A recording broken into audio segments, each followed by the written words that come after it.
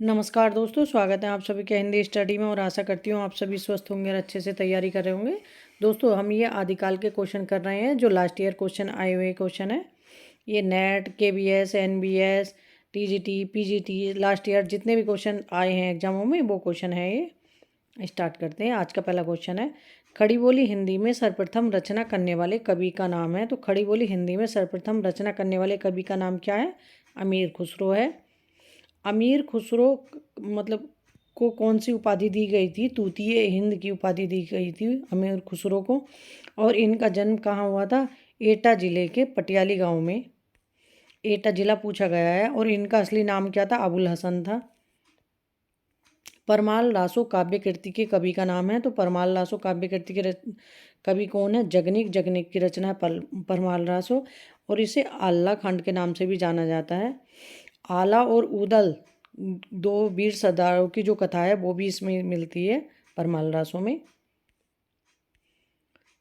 अच्युत चरण तरंगिनी शिव सिर मालती माल, हरि न बनायो सुर सरी कीजो इदब भाल।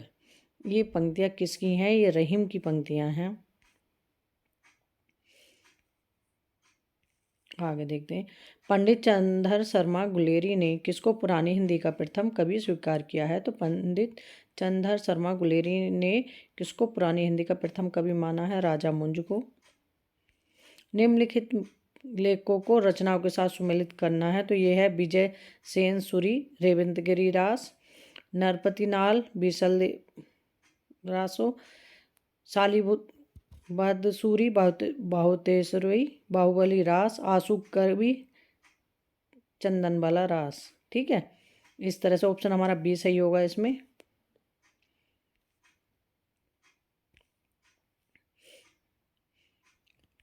एक बार दोबारा रिपीट करती हूँ ये। जैसे रेवंत गिरिराज, विजय सेन सूरी की, बीसल देव रासो, नरपति नाहल की, बाहुतेश्वरी, बाहुबली रास, शालीभात सूरी की, चंदन वाला रास आशु कवि की, योगचर्या डोम्बीपा की रचना है। हालात ए कन्हैया किसकी रचना है? हालात ए कन्हैया रचना है अमीर खुसरो की। आदिकाल में किन ग्रंथों की प्रधानता रही? तो आदिकाल में किन ग्रंथों की प्रधानता रही? रासो ग्रंथों की, जिसमें वीरता का वर्णन किया गया है डिंगल भाषा में।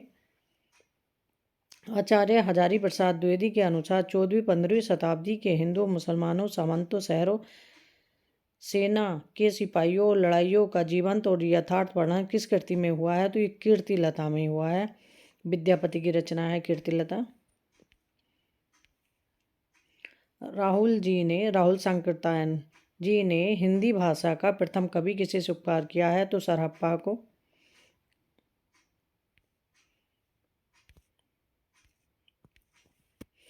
बीसल देव रासों में किस शैली का प्रयोग किया गया है? तो बीसल देव रासो जो है ये श्रृंगारिक रचना है। और इसमें कौन सी शैली का प्रयोग है? गे शैली का प्रयोग है। ये एक गे काव्य है, मूलतः एक गे काव्य है।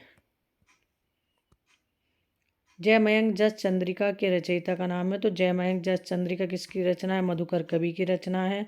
जयचंद प्रकाश भट्ट केदार की रचना है। बीसल देव रासो नरपति नाल की रचना है। विजयपाल रासो नल सिंह की रचना है। बीसल देव रासो, नरपति नाल, पृथ्वीराज रासो, चंद्रबरदाई, परमाल रासो जगनिक, खुमार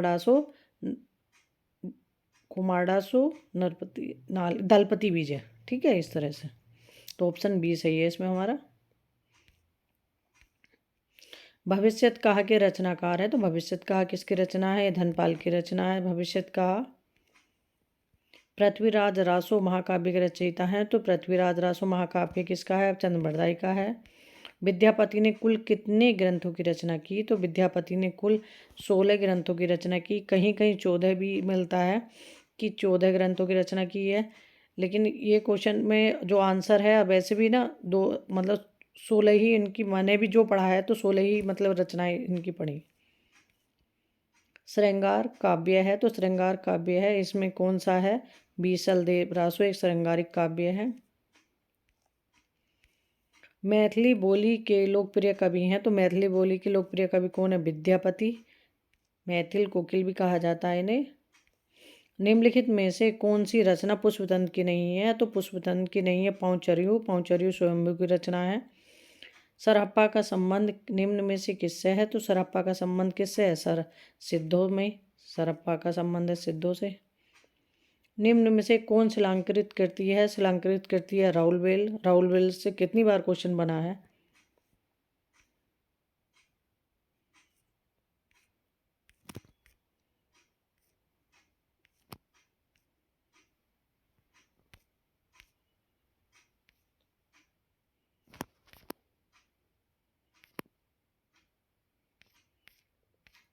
आगे देखते हैं। शालिवाहन सूरी की रचना का नाम है। तो शालिवाहन सूरी की रचना का नाम क्या है? भावतेश्वरी, बाहुबली रास। अमीर खुसरो किस नाम से जाने जाते हैं? तो अमीर खुसरो तूतीय हिंद के नाम से जाने जाते हैं। उपदेश रसायन रास के रचयिता हैं। तो उपदेश रसायन रास के रचयिता कौन है? जिनदत्त सूरी हैं। निम्नलिखित में से किस कवि को अपभ्रंश का वाल्मीकि कहा जाता है? अपभ्रंश का वाल्मीकि किसे कहा जाता है? स्वयंभू को, क्योंकि इन्होंने राम काव्य लिखा था अपभ्रंश में।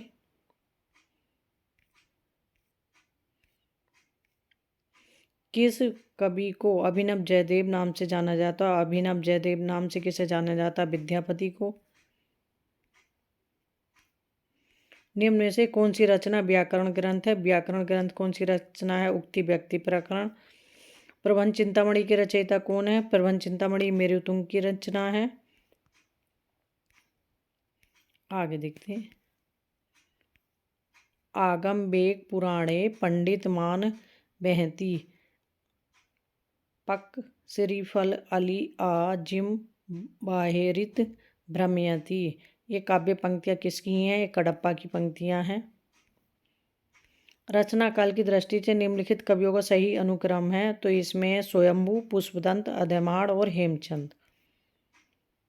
आगे देखते हैं। डिंगल कवियों की वीर गाथाएं, निर्गुणियों संतों की वाणियाँ, कृष्ण भक्त या रागानुराग, भक्ति मार्ग के साधकों के पद, राम भक्त या वैदी भक्ति मार्ग के उपासकों की कविताएं, सूफी साधना से पुष्ट मुसलमान कवियों के तथा ऐतिहासिक हिंदू कवियों के रोमांस और रीति काव्य, ये छह धारा या भ्रंश कविता का स्वाभाविक विकास है। ये कथन किसका है? ये हजारी प्रसाद द्विवेदी जी का है।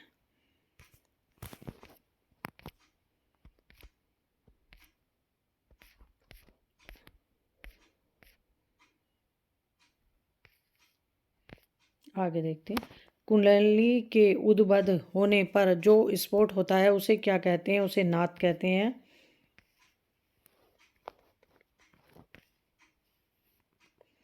निम्नलिखित रचनाओं को उनके रचनाकारों के साथ सम्मिलित करना है।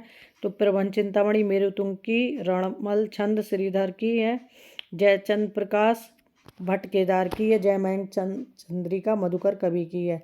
जयमयंक जस चंद्रिका, इसलिए ध्यान करना कि इसमें माँ है और इसमें माँ है, जयमयंक जस चंद्रिका में। ठीक है, तो ऑप्शन हमारा ये सही है इसमें। पुरुष परीक्षा किस कवि की रचना है? तो पुरुष परीक्षा रचना है विद्यापति की। ठीक है, आज के क्वेश्चन हमारे ये कंप्लीट हो गए। इसमें थोड़ा बनाते समय मिस्टेक हो रही थी। ठीक है, अब इसी तरह से अपना आगे के क्वेश्चन कंप्लीट करेंगे। बस मेहनत करते रहो, सफलता एक दिन जरूर मिलती है, एक ना एक दिन जरूर मिलेगी, ये विश्वास हमेशा मन में बना कर रखो। ठीक है, थैंक यू दोस्तों मेरी वीडियो देखने के लिए।